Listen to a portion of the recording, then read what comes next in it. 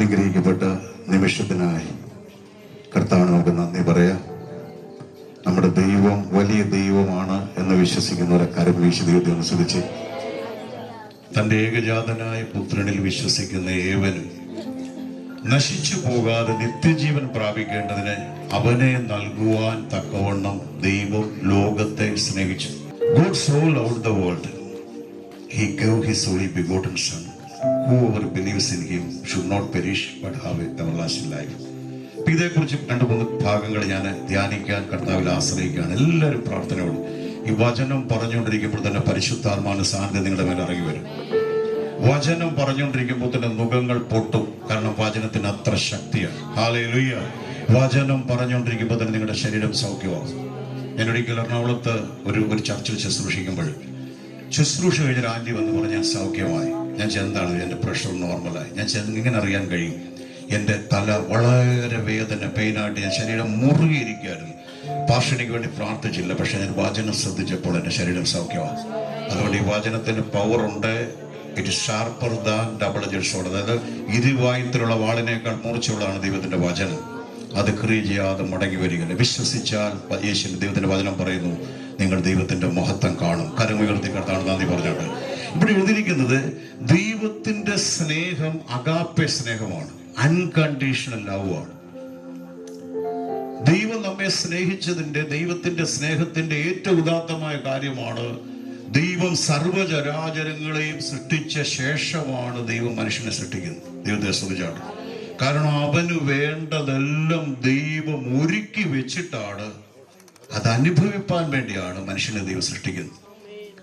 ദൈവത്തിന്റെ ഹൃദയത്തിലെ വലിയ ആഗ്രഹമായിരുന്നു, ഞാൻ നന്ദിയോടെ സ്തുതിക്കുന്നു, അവനുമായുള്ള കൂട്ടായ്മയ്ക്ക് വേണ്ടിയാണ് ദൈവം മനുഷ്യനെ സൃഷ്ടിച്ചത്.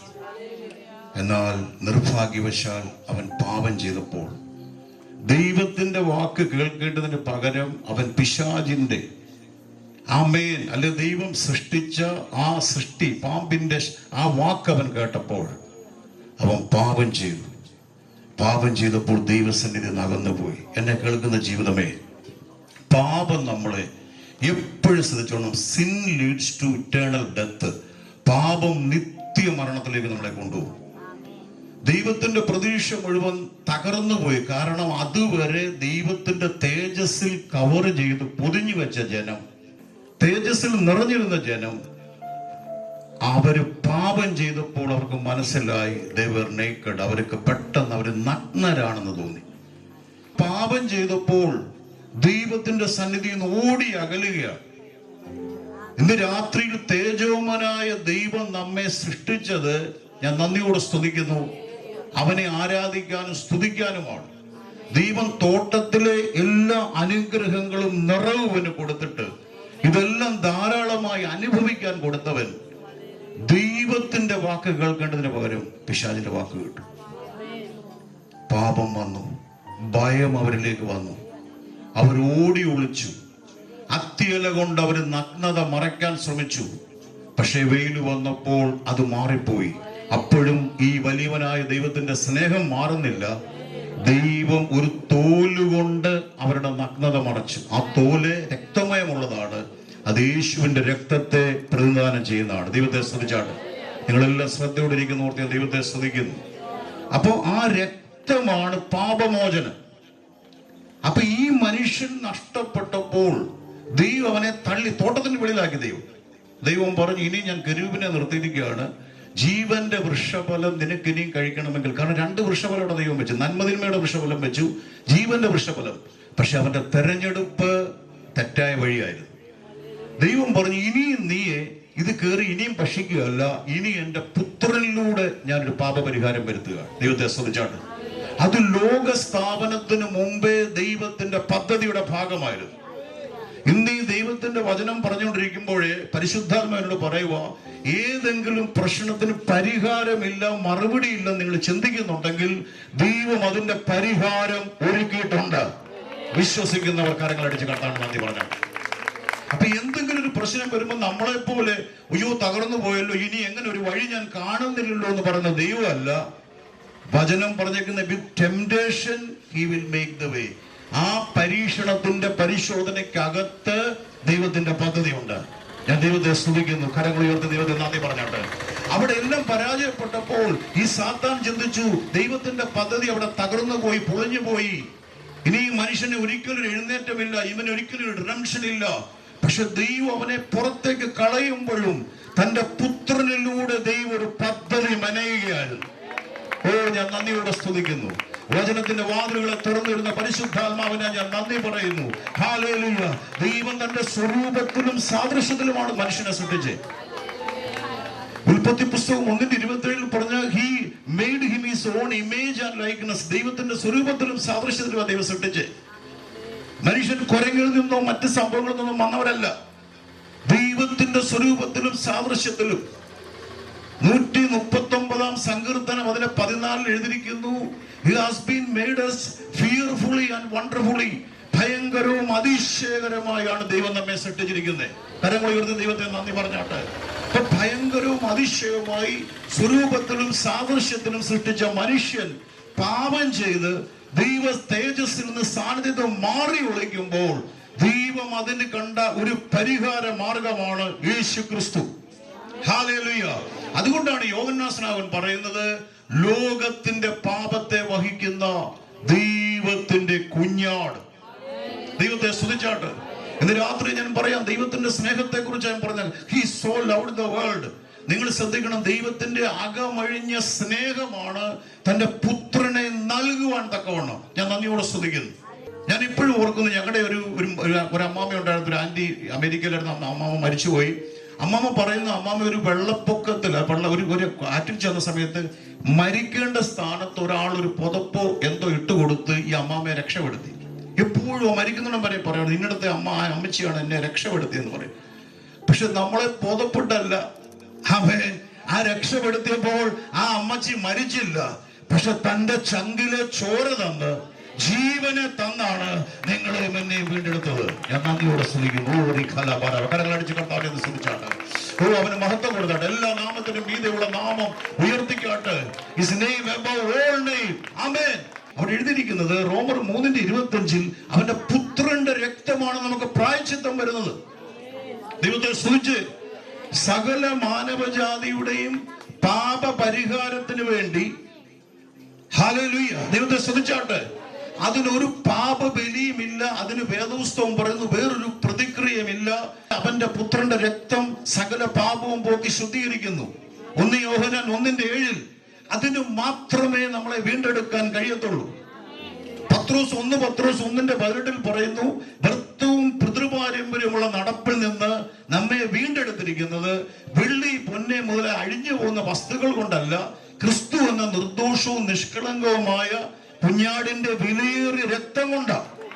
അപ്പൊ ഇന്ന് നിങ്ങൾ മനസ്സിലാക്കിക്കോണം, നിങ്ങളുടെ യോഗ്യതകളോ കുലമഹിമകളോ നിങ്ങളുടെ പാരമ്പര്യങ്ങളോ അല്ല വിഷയം. നിങ്ങളെ യേശുവിന്റെ നാമത്തിൽ ഈ ഗ്രാമത്തോടുള്ള സുവിശേഷമാണ്. യേശുവിൽ ഒരാൾ വിശ്വസിക്കുമ്പോൾ അവന്റെ രക്തം കൊടുത്ത് വിലയ്ക്ക് വാങ്ങുക. രാമയും പറഞ്ഞു, അപ്പൊ ചങ്കിലെ ചോര തന്ന് നിങ്ങളെ വിലയ്ക്ക് വാങ്ങിയെങ്കിൽ നിങ്ങൾ സാധാരണക്കാരല്ല. You are very precious before God. കരങ്ങൾ ഉയർത്തി കർത്താവിന് നന്ദി പറഞ്ഞാട്ടെ. ഒരിക്കലേ ബഗറെന്ന് ഞാൻ പറയുന്നില്ല, ഒരു ഭിക്ഷ യാചിക്കുന്ന പോലൊരു സുവിശേഷകൻ. അദ്ദേഹം വളരെ ദരിദ്രമായ ഒരു അന്തരീക്ഷത്തിൽ അദ്ദേഹം ഇങ്ങനെ ഭവനങ്ങൾ തോറി ഇങ്ങനെ ശുശ്രൂഷയൊക്കെ നടത്തിക്കൊണ്ടിരിക്കുന്ന സമയത്ത് അദ്ദേഹം മയങ്ങി എന്തോ റോഡിൽ വീണ് അൺകോൺഷ്യസ് ആയിട്ട് ചെന്നപ്പോൾ മരിച്ചു. ഒരു കോമ സ്റ്റേജ് ആയിരുന്നു. മരിച്ചെന്ന് വിചാരിച്ചു. മെഡിക്കൽ വിദ്യാർത്ഥികൾ പറയുകയാണ്, ഇങ്ങനൊരു വാക്ക് അവർ പറഞ്ഞു, ഇദ്ദേഹത്തെ അവരൊരു വേറൊരു പദമ ഉപയോഗിച്ച് ഒരു വേസ്റ്റ് ആ ലെവലിൽ പറഞ്ഞു, ഇദ്ദേഹത്തെ നമുക്ക് കീറി പഠിക്കാം എന്നൊക്കെ പറയുമ്പോൾ ഈ അബോധാവസ്ഥ കാണുന്ന മനുഷ്യൻ വായി തുറന്ന് പറയുകയാണ്, നിങ്ങൾ എൻ്റെ രൂപമോ എൻ്റെ ഡ്രസ്സിങ് എൻ്റെ അവസ്ഥയെ കണ്ട് നിങ്ങൾ എന്നെ വിധി എഴുതരുത്. ഞാൻ യേശുവിൻ്റെ രക്തത്തിൻ്റെ വിലയാണ്. ഓ, ഞാൻ നന്ദിയോടെ സ്തുതിക്കുന്നു. വചനത്തിന്റെ വാതിലുകളെ തുറന്നിരുന്ന പരിശുദ്ധാത്മാവിനെ നന്ദി പറയുന്നു. അപ്പൊ യേശുവിന്റെ രക്തം കൊടുത്തു നമ്മളെ വിലയ്ക്ക് വാങ്ങണമെങ്കിൽ നിങ്ങൾ എവിടെയെങ്കിലും ഒരു സൂപ്പർ മാർക്കറ്റിൽ ഒരു സാധനം വാങ്ങാൻ നിങ്ങൾ ചെന്ന് കഴിഞ്ഞാൽ, ഹൈപ്പർ മാർക്കറ്റിൽ ചെന്നാൽ ഓരോന്നിന് വിലയുണ്ട്. വലിയൊരു സാധനം നിങ്ങളുടെ കണ്ണിൽ ഇഷ്ടപ്പെട്ടാൽ നിങ്ങൾ അതിന് വലിയ വില കൊടുക്കേണ്ടി വരും. ദൈവത്തെ സ്തുതിച്ചാട്ടെ. നിറഞ്ഞ സാന്നിധ്യം ഇവിടെ നിൽക്കുന്നു. ഞാൻ ചർച്ചിൽ ശുശ്രൂഷിക്കുന്നതിന് വലിയൊരു പ്രസൻസ് എനിക്കിവിടെ ഫീൽ ചെയ്യുന്നു. ഞാൻ ദൈവത്തെ സ്തുതിക്കുന്നു. അപ്പോൾ അതിന് നിങ്ങൾ എന്തുമാത്രം വിലയുണ്ടോ ആ വിലയേറിയ വിലയേറിയത്. ദൈവത്തെ ശ്രദ്ധിച്ചാട്ട് ആ വിലയേറിയ സ്ഥാനം നിങ്ങൾ വിലയേറിയ വില കൊടുക്കണം. അപ്പൊ നിങ്ങളെ വിലയേറിയവരായി കണ്ടുകൊണ്ടാണ് തന്റെ പുത്രനെ താണഭൂമിയിൽ അയച്ച് നിങ്ങൾക്കും എനിക്കും വേണ്ടി ഒരു പാപബലി ദൈവം തീർക്കുന്നത്. ദൈവത്തിന് വേറെ ഒരു പരിപാടി ഇവിടെ പറ്റത്തില്ല. ഞാൻ പലപ്പോൾ ചിന്തിക്കും, അബ്രഹാമിനെ അങ്ങ് യാഗമാക്കിയായിരുന്നെങ്കിലും മോശയോ അല്ലെങ്കിൽ ദൈവദൂതന്മാരോ പറ്റത്തില്ല. ലോകത്തിലുള്ള സകല മാനവജാതിയുടെ പാപ പരിഹാരത്തിന് ഇന്ന് രാത്രിയിൽ എനിക്ക് വിളിച്ചു പറയാൻ കഴിയും. അവന്റെ വിലാവിൽ നിന്നൊഴുകിയ, അവനെ അടിച്ചപ്പോൾ 1 അടി കൊണ്ട് ആ രക്തത്തിലൂടെയാണ് നിങ്ങൾക്കും എനിക്കും പാപമോചനം ലഭിക്കുന്നത്. അടുത്ത ചോദിക്കും, പാസ്റ്റർ ഈ പാപമോചനം ലഭിച്ചില്ലെങ്കിൽ എന്താണ്? കാരണം അവിടെ വ്യക്തമായി എഴുതിയിരിക്കുക, തന്റെ ഏകജാതനായ പുത്രനിൽ വിശ്വസിക്കുന്ന ഏവനും അവിടെ ഒരു പദം എഴുതിയിരിക്കുക, നശിച്ചു പോകാതെ നിത്യജീവൻ പ്രാപിക്കേണ്ടത് അവനെ നൽകുവാൻ ലോകത്തെ സ്നേഹിച്ചു. അപ്പൊ പുത്രനെ എന്തുകൊണ്ട് തന്നെ? അവിടെ ഒരു വാക്ക് ഉൽപ്പത്തി 2:17 പറയുന്നുണ്ട്, നിങ്ങൾ ശ്രദ്ധിക്കണം. പാപം ചെയ്യുന്ന ദേഹി എന്ത് ചെയ്യും? പാപം ചെയ്യുന്ന ദേഹി മരിക്കും. എന്താ മരണം? ആദം പാപം ചെയ്തപ്പോഴും അവർ ജീവിച്ചിരുന്നല്ലോ വീണ്ടും വർഷങ്ങൾ. എന്താ മരണം പറയുന്നത്? ആത്മാവിന്റെ മരണം. മുടിയനായ പുത്രൻ, നഷ്ടപ്പെട്ട മകൻ മടങ്ങി വരുമ്പോൾ മൂത്ത സഹോദരൻ അവിടെ ഇല്ലായിരുന്നു, അവൻ വയലിലായിരുന്നു. അവൻ തിരിച്ചു വരുമ്പോൾ വലിയ വാദ്യഘോഷങ്ങൾ കണ്ടപ്പോൾ അപ്പനോട് ചോദിച്ചു, അവിടെ എന്താ? മറ്റു സഹോദര മറ്റു ബാല്യക്കാരുടെ ചോദിച്ചു, പറഞ്ഞു, നിന്റെ മകൻ വന്നിരിക്കുന്നു. നമുക്കറിയാം അവൻ പിണങ്ങി വെളിയിൽ നിൽക്കുകയാണ്. അപ്പൻ പുറത്തു വന്ന് അവനോട് സംസാരിക്കുമ്പോൾ അപ്പൻ പറയുന്ന ഒരു വാക്കുണ്ട്, നിങ്ങൾ മറന്നുപോലെ, അവൻ മരിച്ചവനായിരുന്നു. രാമൻ പറഞ്ഞു, അപ്പം മരിച്ചവനാണെന്ന് പറഞ്ഞാൽ അവൻ മരിച്ചില്ല. പാപത്തിൽ മരിക്കാൻ കഴിയും. ആദമിനും ഹവ്വായിക്കും ദൈവമായിട്ടുള്ള ബന്ധത്തിൽ നിന്ന് അകന്നു പോവുകയാണ്. ദേശത്തോട് പട്ടണത്തോട് എനിക്ക് വിളിച്ചു പറയാനുള്ള സുവിശേഷം ഇതാണ്: യേശു ക്രിസ്തുവിലൂടെ ഒരുക്കിയിരിക്കുന്ന രക്ഷ നാം സ്വീകരിച്ചില്ലെങ്കിൽ പാപത്തിന് ശമ്പളമുണ്ട്. പാപത്തിന്റെ ശമ്പളം നിത്യമരണമാണ്. ഹല്ലേലൂയ. ആ നിത്യമരണം ഇവിടെ കൊണ്ട് തീരുന്നില്ല. അതുകൊണ്ട് യേശു പറയുന്നത്, ഒരു മനുഷ്യൻ ലോകം മുഴുവൻ നേടിയാലും അവന്റെ ആത്മാവിനെ നഷ്ടപ്പെടുത്തിയാൽ എന്ത് പ്രയോജനം? അപ്പൊ ഏറ്റവും വലിയേറിയത് അവന്റെ ആത്മാവാണ്. 2000-ൽ ഈ സുവിശേഷം കേട്ടുകൊണ്ടാണ് ഞാൻ ഹൃദയം കർത്താവിന് കൊടുത്ത് ഞാൻ ഇറങ്ങി പുറപ്പെട്ടത്. പാരമ്പര്യങ്ങൾക്കൊന്നും കുറവില്ലായിരുന്നു. ഏറ്റവും നല്ലൊരു ഓർത്തഡോക്സ് ബാക്ക്ഗ്രൗണ്ടിൽ, പ്രത്യേകം നല്ലൊരു അരമനപ്പള്ളി ബാക്ക്ഗ്രൗണ്ട് സാഹചര്യങ്ങളെല്ലാം ഞാൻ നിന്നാലും എനിക്ക് മനസ്സിലായി, എന്റെ ആത്മാവ് നഷ്ടപ്പെട്ടാൽ ഞാൻ എന്ത് ചെയ്യും? ഒരു ആമീൻ പറഞ്ഞാട്ട്. അപ്പൊ അത് യേശുക്രിസ്തുവിലുള്ള പ്രതിവിധി നാം എങ്ങനെയാണ് ഏറ്റെടുക്കേണ്ടത്? വിശ്വാസത്തോടാണ് അവിടെ ഏറ്റെടുക്കേണ്ടത്. അവിടെ നമുക്ക് മനസ്സിലാകണം, വെറുതെ പുത്രനെ അയക്കുകയല്ല. അവിടെ എഴുതിയിരിക്കുന്ന ഇങ്ങനെയാണ്: സ്വന്തം പുത്രനെ ആദരിക്കാതെ നമുക്ക് ഏൽപ്പിച്ചു തന്നവൻ. കരങ്ങൾ ഒരു ദൈവത്തിന് നന്ദി പറഞ്ഞാട്ടെ. സ്വന്തം പുത്രനെ ആദരിക്കുക എന്ന് പറഞ്ഞാൽ നമുക്കറിയാം, കാനാവിലെ കല്യാണ വിരുന്നിന് അമ്മ വന്ന് പറഞ്ഞ് അവർക്ക് വീഞ്ഞില്ല. അപ്പൊ പറഞ്ഞ്, എന്റെ പിതാവ് പറയാതെ എന്റെ നാഴിക വന്നിട്ടില്ല. ഏറ്റവും കൂടുതൽ പിതാവിനെ അനുസരിച്ച ഓമന പുത്രൻ. ദൈവത്തെ മഹത്വപ്പെടുത്തിക്കോട്ടെ. എല്ലായിടത്തും പിതാവുമായി, എന്റെ പിതാവ് പ്രവർത്തിക്കുന്നു, ഞാനും പ്രവർത്തിക്കുന്നു, എന്റെ പിതാവ് പറയാതെ ഞാൻ ഒന്നും ചെയ്യത്തില്ലെന്ന് പറഞ്ഞ് എന്റെ കർത്താവ്, ഹല്ലേലൂയ, ആ കാൽവരി ക്രൂശിൽ പിതാവ് മുഖം മറച്ചു കളഞ്ഞു. നിങ്ങളെയും എന്നെയും കണ്ടപ്പോൾ പിതാവ് പുത്രനിൽ നിന്ന് മുഖം മറച്ചു കളഞ്ഞു. അതാ പറഞ്ഞ സ്പെയർ നോട്ട്, അതായത് അവനെ ആദരിച്ച് എല്ലായിടത്തും പുത്രന് ദൈവം മഹത്വം കൊടുത്തു. എല്ലായിടത്തും മാനിച്ച്. കാനാവിലെ കല്യാണം പച്ചവെള്ളം വീഞ്ഞാക്കുമ്പോഴും അടയാളങ്ങളുടെ ആരംഭം എന്നാ പറഞ്ഞു.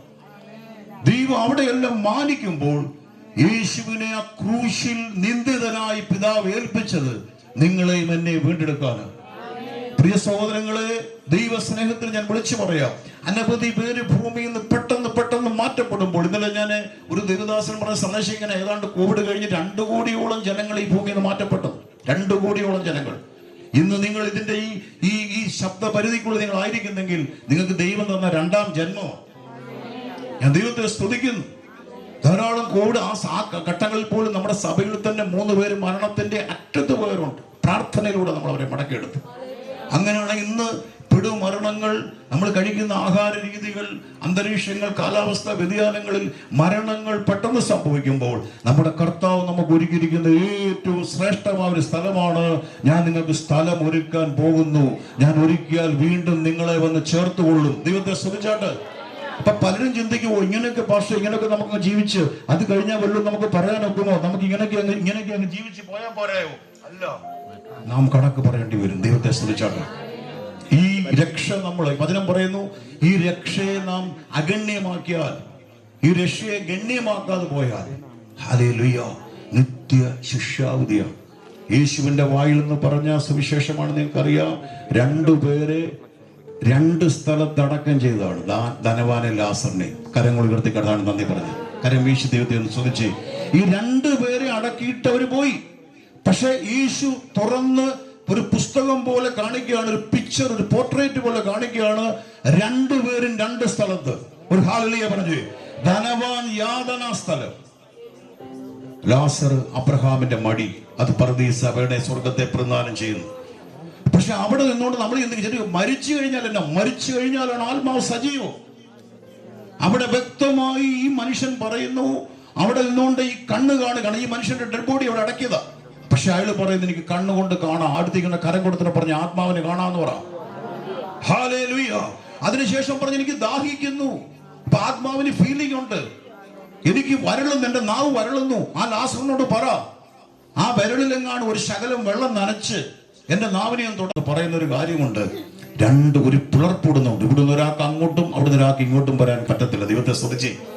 ഇത് യേശു തുറന്നു കാണിക്കുക. പൗലോസ് പോലും അപ്പോസ്തലന്മാര് ഇത് കഴിഞ്ഞുള്ള മരണാനന്തര ജീവിതത്തിന്റെ പിക്ചർ നമ്മളെ കാണിക്കുന്നില്ല. ഹല്ലേലൂയ. പൗലോസ് പോലും പറയുന്നുണ്ട്, 3-ാം സ്വർഗത്തോളം ഞാൻ അടക്കപ്പെട്ടു. അവിടെ ആർക്കും കേൾക്കാത്ത ദൈവ ശബ്ദം ഉച്ചരിച്ചുകൂടുന്ന ഞരക്കങ്ങൾ താൻ കാണുന്നുണ്ടെന്ന് പറയുമ്പോഴും സ്വർഗത്തെ തുറന്നു കാണിക്കുക. ഇന്ന് രാത്രി ഞാൻ നിങ്ങളോട് വിളിച്ചു പറയാം, ഇതിനെ നമുക്ക് ഇഗ്നോർ ചെയ്യാൻ ഒക്കത്തില്ല, കണ്ടില്ല നമുക്ക് നടിക്കാൻ ഒക്കത്തില്ല. വളരെ ഗൗരവപരമായി നാം എടുക്കേണ്ട വിഷയമാണ്. അതുകൊണ്ടാണ് നമ്മൾ ഇന്ന് രാത്രിയിൽ ഈ പട്ടണത്തിൽ അല്ലെങ്കിൽ ഈ ഗ്രാമത്തിൽ വന്ന് സുവിശേഷം പറയുന്നതിന്റെ കാരണം ഇതാണ്. കർത്താവ് പറയുമ്പോഴെല്ലാം പറയുന്നു, നോഹയുടെ കാലം പോലെ സംഭവിക്കും. ദൈവത്തെ ശ്രദ്ധിച്ചാട്ട്. നോഹയുടെ കാലത്ത് ദൈവം പറഞ്ഞു, ഞാൻ മഴ പെയ്യിക്കാൻ പോകും. കാരണം മഴയെ കുറിച്ച് ഈ പുള്ളിക്ക് യാതൊരു ഐഡിയയുമില്ല. ദൈവത്തെ ശ്രദ്ധിച്ചേ.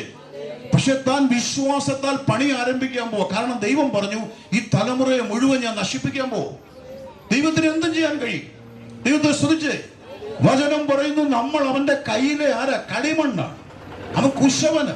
അവൻ ഇഷ്ടമുള്ളിടത്തേക്ക് നമുക്ക് മെനയാ. ദൈവത്തെ സ്തുതിച്ചേ. കരുണയുള്ളവനോട് അവൻ കരുണ കാണിക്കുന്നു. ദയ തോന്നേണ്ടവൻ അവൻ ദയ കാണിക്കുന്നു. അവൻ കഠിനത കാണിക്കേണ്ട പറവനെ കഠിനപ്പെടുത്തി. ദൈവത്തിനെല്ലാം കഴിയും. ദൈവത്തെ സ്തുതിച്ചാട്ടെ. കരങ്ങൾ വീശി ദൈവത്തെ സ്തുതിച്ചാട്ടെ. അപ്പൊ ദൈവത്തിന്റെ ഇഷ്ടത്തോട് ആർക്കും എതിർക്കാൻ കഴിയത്തില്ല. ഓ, കരങ്ങൾ ഉയർത്തി കർത്താവിന് നന്ദി പറഞ്ഞാട്ടെ. അപ്പൊ ദൈവത്തിന്റെ ആ ഇഷ്ടം നിങ്ങൾ ശ്രദ്ധിക്കണം. അവിടെ ഹല്ലേലൂയ, ഈ മനുഷ്യൻ അവിടെ കടന്നുകൊണ്ട് ഇദ്ദേഹം ആകുന്ന പറയുന്നുണ്ട്. എന്താ അദ്ദേഹം പറയുന്നത്? ഇവിടുന്ന് ഒരാൾക്ക് അങ്ങോട്ടും ഇങ്ങോട്ടോ പറ്റത്തില്ല, ഒരു രക്ഷയുമില്ല.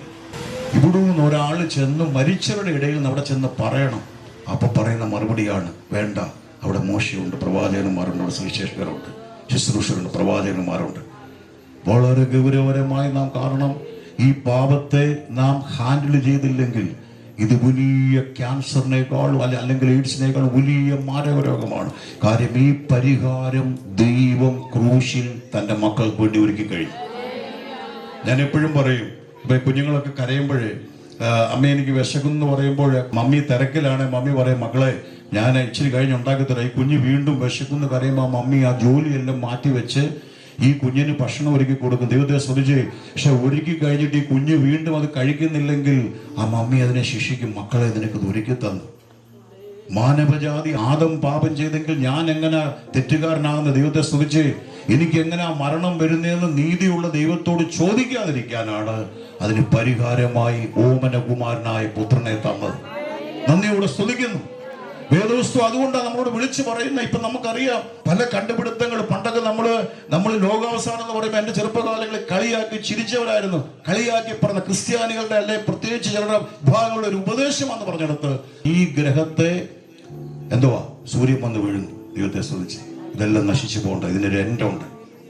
പക്ഷെ നമ്മൾ വേറെ ഗ്രഹങ്ങളിൽ തപ്പി പോകണ്ട. രാമ്യം പറഞ്ഞ് കർത്താവ് പറഞ്ഞ സ്ഥലം ഒരുക്കാൻ പോവുക. ഞാൻ ഒരുക്കിയാൽ ഞാൻ വീണ്ടും വരും.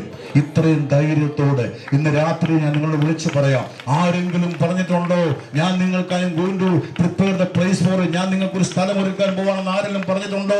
സ്ഥലം ഒരുക്കിയാൽ ഞാൻ വീണ്ടും വന്ന് നിങ്ങളെ ചേർത്തുകൊള്ളുമെന്ന് ആരെങ്കിലും പറഞ്ഞിട്ടുണ്ടോ?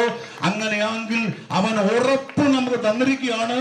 അവൻ നമുക്ക് തന്ന ഉറപ്പാണ് നിത്യത. ദൈവത്തെ ശ്രദ്ധിച്ചാണ്. അപ്പൊ തന്റെ ഏകജാതനായ പുത്രനെ നൽകുവാൻ തക്കവണ്ണം ദൈവം നമ്മെ സ്നേഹിച്ചു. കർത്താവ് പറഞ്ഞു, ഞാൻ ശിക്ഷിക്കാനല്ല വന്ന ഭൂമിയിൽ. പാപിനിയായ സ്ത്രീ, നമുക്കറിയാം അന്നത്തെ നിയമം പറഞ്ഞേക്കുന്നത് ഇവളെ കല്ലെറിഞ്ഞ് കൊല്ലണമെന്ന്. ഇവിടെ ചെയ്ത കുറ്റം നമുക്കറിയാം, അഡൽട്ടറി, വ്യഭിചാരം. ന്യായപ്രമാണം പറയുന്നത് ഇവളെ കല്ലെറിഞ്ഞ് കൊല്ലണമെന്ന് തന്നെ പറയും. ഹല്ലേലൂയ. പക്ഷെ കർത്താവ് അവിടെ ഒരു ചോദ്യം ഇട്ട് കൊടുക്കുക, നിങ്ങളിൽ പാപമില്ലാത്തവൾ കല്ലെറിയട്ടെ. ആ ഒരു വാക്ക് അവിടെ പറഞ്ഞ് അവർ അംഗീകരിക്കത്തില്ല. കാരണം നിയമം പറഞ്ഞിരിക്കുക അങ്ങനെയുള്ളവരെ കല്ലെറിഞ്ഞു കൊല്ലണോ. പക്ഷെ കുനിഞ്ഞ് കർത്താവ് ആ വിരൽ കൊണ്ട് ഇങ്ങനെ വരയ്ക്കുന്നത് പോലെ കർത്താവ് നോക്കുമ്പോൾ കല്ലുകൾ ഇട്ടിട്ട് എല്ലാവരും പോവാ. മനസ്സാക്ഷി ഹേതുവായി കരമുയർത്തി കർത്താവിനെ നന്ദി പറഞ്ഞേ. അതെല്ലാം കഴിഞ്ഞപ്പോൾ എല്ലാവരും പോയി കഴിഞ്ഞപ്പോൾ കർത്താവ് ചോദിക്കുന്നു, സ്ത്രീയെ നിനക്കാരും ശിക്ഷ വിധിച്ചില്ലയോ? ഇല്ല കർത്താവേ, ഞാനും വിധിക്കുന്നില്ല. ദൈവത്തെ സ്തുതിച്ചാട്ടെ. പൊയ്ക്കൊള്ളുക. ഞാൻ ചോദിച്ചോട്ടെ, ഞാനും നിനക്ക് ശിക്ഷ വിധിക്കുന്നില്ല, പൊയ്ക്കൊള്ളുക എന്ന് പറഞ്ഞ ഏതെങ്കിലും കോടതി പറയുമോ? ദൈവത്തെ സ്തുതിച്ചേ.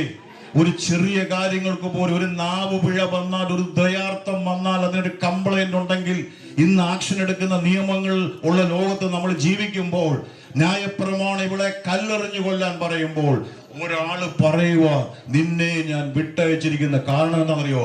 മരണശിക്ഷയെ നമ്മളെ വിട്ടയക്കായിരുന്നു. യേശു അവിടെ നിന്നില്ലായിരുന്നെങ്കിൽ ഇന്ന് എത്ര പേർ ഏറ്റെടുക്കും? കരങ്ങളടിച്ച് കർത്താവിനെ സ്തുതിച്ചേ. യേശു അതിന്റെ മധ്യത്തിൽ നിന്നില്ലായിരുന്നെങ്കിൽ ഇന്ന് രാത്രി ഞാൻ വിളിച്ചു പറയാം, ആ കല്ലിനും ഇവിടെ എറിയാൻ നിന്ന കല്ലിനും ആ സ്ത്രീക്കും മധ്യേ യേശു നിന്നതുകൊണ്ട്. അതുകൊണ്ടാണ് വചനം പറഞ്ഞത്, മനുഷ്യർക്കിടയിലും ദൈവത്തിനിടയിലും ഇനി വേറൊരു മധ്യസ്ഥനില്ല. ധൈര്യത്തോടെ പൗലോസ് പറയും, മനുഷ്യർക്കും ദൈവത്തിനും ഇടയിൽ നിൽക്കാൻ ഉണ്ടായിരുന്നു. മോശ ഉണ്ടായിരുന്നു, അന്നൊക്കെ അവരുണ്ട്, അവരൊക്കെ പോയി. അതുകൊണ്ടാണ് പത്രോസ് ധൈര്യത്തോടെ വിളിച്ചു പറയുന്നത്, നിങ്ങൾ ദാവീദ് നിങ്ങൾക്ക് വലിയ ആളാന്ന് പറയുന്നു, അബ്രഹാം വലിയ ആളാന്ന് പറയുന്നു. നിങ്ങൾ നോക്കിക്കേ, ദാവീദിന്റെ കല്ലറ നിങ്ങൾക്ക് ഇന്നും കാണാം. ഒരാമേൻ പറഞ്ഞേ. ദാവീദിന്റെ കല്ലറ ഇവിടെ കാണാം, പിതാക്കന്മാരുടെ കല്ലറ നിങ്ങൾക്ക് അവിടെ കാണാം. പക്ഷെ നിങ്ങൾക്കൊരു കല്ലറ കാണാൻ കഴിയും. എല്ലാ കല്ലറകളും അടഞ്ഞു കിടക്കുമ്പോൾ, ആമേൻ, മഹാന്മാരായവരുടെ എല്ലാം കല്ലറകൾ അടഞ്ഞു കിടക്കുമ്പോൾ നന്ദിയോടെ സ്തുതിക്കുന്നു. തിരുവെഴുത്ത് പറയുന്നു, പിലാത്തോസിന്റെ ഗവർണറായിരിക്കുന്ന കാലഘട്ടങ്ങളിൽ ദൈവത്തെ സ്തുതിച്ചാട്ട് അന്നത്തെ പ്രമാണം അവനെ മരണശിക്ഷയ്ക്ക് ഏൽപ്പിച്ചു. മത്തായിയുടെ സുവിശേഷം 27:50 പറയുന്നു, അവൻ തന്റെ പ്രാണനെ വിട്ടു. ദൈവത്തെ സ്തുതിച്ചേ. അതിന്റെ 27:60 പറയുന്നു, അവനെ അരിമത്യക്കാരൻ ജോസഫ് കല്ലറയിൽ ആരെയും വെക്കാത്ത കല്ലറയിൽ അവനെ അടക്കി. ദൈവത്തെ സ്തുതിച്ചേ. ഹല്ലേലൂയ. അവിടെ തീരുന്നില്ല. ഓ ഹല്ലേലൂയ. മത്തായിയുടെ സുവിശേഷം 28:6 പറയുന്നു, അവൻ ഉയർത്തെഴുന്നേറ്റിരിക്കുന്നു. ദൈവത്തെ നന്ദി പറഞ്ഞു. കരങ്ങൾ ഉയർത്തി നന്ദി പറഞ്ഞു, സന്തോഷത്തോട് നന്ദി പറഞ്ഞു. ഓ കരങ്ങൾ അടിച്ച് കർത്താവിനെ സ്തുതിച്ച്. ആമേൻ, ഹല്ലേലൂയ. നിങ്ങൾ ശ്രദ്ധിക്കണമേ. ആമേൻ. ഇവരെല്ലാം കൂടെ ചെന്ന് അവിടെ തെറിയുക. ദൈവം അവരോട് പറഞ്ഞ വാഗ്ദത്തങ്ങളെല്ലാം അവർ മറന്നുപോയി. അവർ അടക്കിയിടത്തി ഒന്ന് നോക്കുക. സുഗന്ധവർഗം അർപ്പിക്കാൻ അവർ നോക്കുമ്പോൾ അവിടെ ഒരു ദൂതൻ നിന്നുകൊണ്ട് പറയുക, ജീവനുള്ളവന്, ഓ ഹല്ലേലൂയ, മരിച്ചവരുടെ ഇടയിൽ നിങ്ങൾ അന്വേഷിക്കണ്ട. ഇന്ന് ഗ്രാമത്തിൽ നിന്നുകൊണ്ട് ഞാൻ വിളിച്ചു പറയുന്നു, അനവധി കല്ലറകൾ അടഞ്ഞു കിടക്കുമ്പോൾ നമുക്ക് ധൈര്യത്തോടെ, എത്ര പേർ എന്റെ കൂടെയുണ്ട്, നമുക്ക് ധൈര്യത്തോടെ വിളിച്ചു പറയാം, ഒരു കല്ലറ തുറന്നു കിടക്കുന്നു. അതാണ് നമ്മുടെ നീതി. ദൈവത്തെ മഹത്വപ്പെടുന്നു. കരങ്ങൾ വീശി കർത്താവിനെ സ്തുതിച്ചാട്ടെ. റോമർ 4:24 എഴുതിയിരിക്കുന്നു, നമ്മുടെ അതിക്രമങ്ങൾ നിമിത്തം അവനെ മരണത്തിന് ഏൽപ്പിച്ചു, നമ്മെ നീതീകരിപ്പോവാൻ ഉയർപ്പിച്ചിരിക്കുന്നു. ദൈവത്തെ സ്തുതിച്ച് പൗലോസ് പറയുന്നു, ഇന്നും ക്രിസ്തു യേശു ആ കല്ലറയിൽ കിടക്കുകയാണെങ്കിൽ നിങ്ങൾ ഇന്നും പാപത്തില്ല. ദൈവത്തെ സ്തുതിച്ച്. നിങ്ങൾ പാപത്തിലാണെങ്കിൽ ശാപം, ആ ശാപം നിങ്ങളെ നിത്യമരണത്തിലേക്ക് കൊണ്ടുപോകും. ദൈവത്തെ സ്തുതിച്ച്. പക്ഷെ അവന്റെ ഒഴിഞ്ഞ കല്ലറ നിങ്ങളുടെ നീതിയാണ്. ഒരാമേൻ പറഞ്ഞേ. ആ ഒഴിഞ്ഞ കല്ലറ എന്താ നീതി എന്ന് പറയാം. കർത്താവ് പറയുന്ന രൂപമയ്ക്കകത്തോണ്ട് നിങ്ങൾ ശ്രദ്ധിച്ചോണം. രാജാവ് തന്റെ മകന്റെ കല്യാണത്തിന് വിളിച്ച എല്ലാവരെയും രാജാവ് വിളിക്കുന്ന ആരെയാ? ആ രാജാവ് വിളിച്ചതെല്ലാം VIP-കൾ. അവർക്ക് ആ ഒരു കാര്യത്തിന് വന്നാൽ അതിന് വേണ്ട യോഗ്യതയുള്ളവരെ വിളിച്ച്, പക്ഷെ ആരും വന്നില്ല. ദൈവത്തെ സ്തുതിച്ച്. രാജാവിന് കോപം മൂത്തു. രാജാവിന് കോപം വന്നപ്പോ രാജാവ് പറഞ്ഞു, വഴിത്തലക്കൽ ഇരിക്കുന്നവരെ എല്ലാം വിളിക്കാൻ പറഞ്ഞു. ഓ കരങ്ങളോട് നന്ദി പറഞ്ഞു. കരം വീശി ദൈവത്തെ സ്തുതിച്ച്. എന്ന് പറഞ്ഞാൽ വഴിത്തലക്കൽ ഇരിക്കുന്നവർ അതിന് യോഗ്യരല്ല. പക്ഷെ രാജാവ് ഒരു നിയമോടെ നിശ്ചയിച്ചു. ഇന്ന് രാത്രി എനിക്ക് പ്രാഗൽഭ്യത്തോടെ പറയാം, ഈ ദേശത്തോട് കരങ്ങൾ ഉയർത്തി നന്ദി പറഞ്ഞു. രാജാവ് എന്തെന്നറിയാമോ? അവിടെ ഒരു കല്യാണ വസ്ത്രം ഇട്ടു. നിറമോ കുലമോ ജാതിയോ വിഷയമല്ല. രാജാവ് ഒരുക്കിയ ചെയറിൽ എല്ലാവർക്കും ഇരിക്കാം. പക്ഷെ അവിടെ ഒരു കല്യാണ വസ്ത്രമുണ്ട്. അതാണ് യേശു ക്രിസ്തുവിലൂടെ നമുക്ക് തരുന്ന യോഗ്യതയുടെ വസ്ത്രം. ഇങ്ങനെ പറയാം, മണവാളൻ തലപ്പവണിയുന്ന പോലെ, മണവാട്ടി ആഭരണങ്ങളെ തന്നെത്താൻ അലങ്കരിക്കും പോലെ അവൻ എന്നെ രക്ഷാവസ്ത്രം ധരിപ്പിച്ച് നീതി എന്ന അങ്കി. ദൈവം അപ്പൊ രാജാവ് നോക്കുമ്പോൾ ഒരാൾ അവിടെ ഇരിക്കുന്നു, മറ്റവരെല്ലാം കല്യാണ വസ്ത്രം, വിവാഹ വസ്ത്രം, ദൈവത്തെ സ്തുതിച്ച് യോഗ്യതയുടെ വസ്ത്രം അവരെല്ലാം അണിഞ്ഞിരിക്കുമ്പോൾ ഒരാള് വെറും നമ്മുടെ ഇതിൽ പറഞ്ഞാൽ കോമൺ, അതായത് സാധാരണ ഒരു വേഷത്തിൽ അവിടെ ഇരിക്കുന്നു. വളരെ സ്നേഹത്തോടെ രാജാവ് ചോദിച്ചു, സഹോദരൻ നീ എന്താ അത്? അവന് വാമുട്ടിപ്പോയി. അവനെ പറഞ്ഞു പുറത്ത് അവിടെയുള്ള പല്ലുകടി, കരച്ചില്, അവിടേക്ക് ഇരുട്ടിലേക്ക് അവനെ എടുത്ത് കളയാൻ പറഞ്ഞു. കാരണം അവനും അവിടെ പങ്കാളിയാകാമായിരുന്നു. ഒരു ആമേൻ പറഞ്ഞേ. രാജാവിന്റെ പൂജ്യത്തിന് അവനും യോഗ്യനുള്ളവനായിരുന്നു. പക്ഷെ ആ വസ്ത്രം ഇന്ന് രാത്രി ഞങ്ങളോട് പറയാം, ആദമിൽ നഷ്ടപ്പെട്ട തേജസ്സിന്റെ വസ്ത്രം അവന്റെ പുത്രനിലൂടെ നിങ്ങൾക്ക് തരികയാണ്. ഈ തരുന്നതിന് പ്രൈസ് ഇല്ല, ഇത് സൗജന്യമാണ്. കരങ്ങൾ ഉയർത്തി പറഞ്ഞ ഇത് സൗജന്യമാണെന്ന് പറഞ്ഞേ. ഞാൻ എപ്പോഴും പറയും, യേശുവിന്റെ രക്തത്തിന് ഒരു തുള്ളിക്ക് കോടി രൂപ വില ഉണ്ടായിരുന്നെങ്കിൽ ദൈവത്തെ മാത്രപ്പെടുത്തിക്ക്. കോടി എന്ന് പറഞ്ഞാൽ സാധാരണക്കാർക്ക് വലിയ ബുദ്ധിമുട്ടാണ്. ദൈവത്തെ സ്തുതിച്ച് ദൈവം സൗജന്യമാക്കി. പുത്രൻ വിശ്വസിക്കുന്നവന് സൗജന്യമാക്കി കൊടുത്തു. എന്തിനാ സൗജന്യമാക്കി കൊടുത്തു? ഒരു ഹല്ലേലൂയ പറഞ്ഞാട്ട്. കാരണം അതിന്റെ വില ഒരുത്തൻ കൊടുത്തിട്ടാ. ഞാൻ ഇന്ന് ജോലിന്റെ ഒരു ഇംഗ്ലീഷ് മെസ്സേജ് കേട്ടത്, മലയാളത്തിൽ അവനെ ഒരു കാര്യം കേട്ടിട്ടുണ്ട്, പക്ഷെ ഒന്നുകൂടെ അദ്ദേഹം വ്യക്തമായിട്ട് പറഞ്ഞ എങ്ങനെയാണ്, ഒരു ബ്രെഡ് മോട്ടിച്ച ഒരാളെ കോടതി ശിക്ഷിച്ചു. ദൈവത്തെ സ്തുതിച്ച് വിശന്നിട്ട്, നമ്മൾ അല്ലാതെ പുസ്തകത്തിലൊക്കെ വായിച്ചിട്ടുണ്ടല്ലോ, വിശന്നിട്ട് ബ്രെഡ് മോട്ടിച്ചു. പക്ഷെ മോഷണം ബ്രെഡായാലും വിശന്നിട്ടാണേലും തെറ്റാ. ദൈവത്തെ സ്തുതിച്ച് ശിക്ഷ വന്നു. ആ ഷോപ്പ് ഉടമയാ പറഞ്ഞത്, ശിക്ഷ വന്നു. ശിക്ഷ വന്നപ്പം കോടതി വിധിച്ചത് അവിടുത്തെ അത്ര പൗണ്ട് അല്ലെങ്കിൽ ഡോളർ അല്ലെങ്കിൽ എന്തോ അത് വിധിച്ചിട്ട് പറഞ്ഞു, അല്ല വേണം നമ്മുടെ രീതിയിൽ പറഞ്ഞാൽ 100 പൗണ്ട് അല്ലെങ്കിൽ ഇത്ര $100.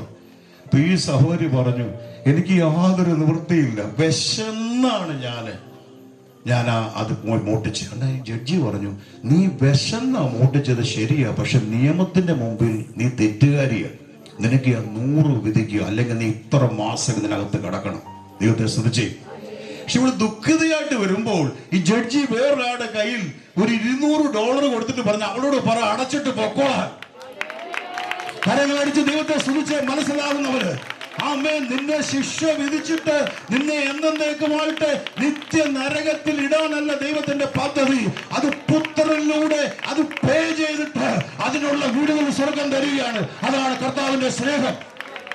ദൈവത്തെ സ്തുതിച്ച് ആ സ്ത്രീ പറഞ്ഞു, ഈ ജഡ്ജിക്ക് എന്റെ അവസ്ഥ കണ്ടെന്നെ വിടാമായിരുന്നു. ജഡ്ജി പറഞ്ഞു, പറ്റത്തില്ല, നിയമത്തിന്റെ മുമ്പിൽ നീ തെറ്റുകാരി, എന്നതിന് പിഴ അടച്ചേക്കത്തുള്ളൂ, നിനക്ക് ഇല്ലയോ ഞാൻ തരാം. ആദം പാപം ചെയ്തപ്പോൾ ആ പാപരക്തം നിന്റെ ഉള്ളിലുണ്ട്. ദൈവത്തെ സ്തുതിച്ചേ. ആ പാപരക്തം നിന്നിലൂടെ എയ്ഡ്സ്, മാരക രോഗം മാതാപിതാക്കളിലൂടെ കുഞ്ഞുങ്ങളിലൂടെ അവരുടെ ബന്ധങ്ങളിലൂടെ പകരുന്ന പോലെ ആ ആദ്യ പാപം നിന്നിൽ വന്നപ്പോൾ ഈ പാപം നിന്നെ നിത്യനരകത്തിൽ കൊണ്ടുവരുമ്പോൾ ഇതാ സ്വർഗത്തിന്റെ കവാടം തുറക്കണമെങ്കിൽ പറ്റത്തില്ല. എന്റെ മാർവ് പിളർന്ന് അതാണ് സ്നേഹം. 2 കരങ്ങളടിച്ച് ആ സ്നേഹത്തിന് മുമ്പിൽ ഏൽപ്പിച്ചു കൊടുത്താട്ടെ.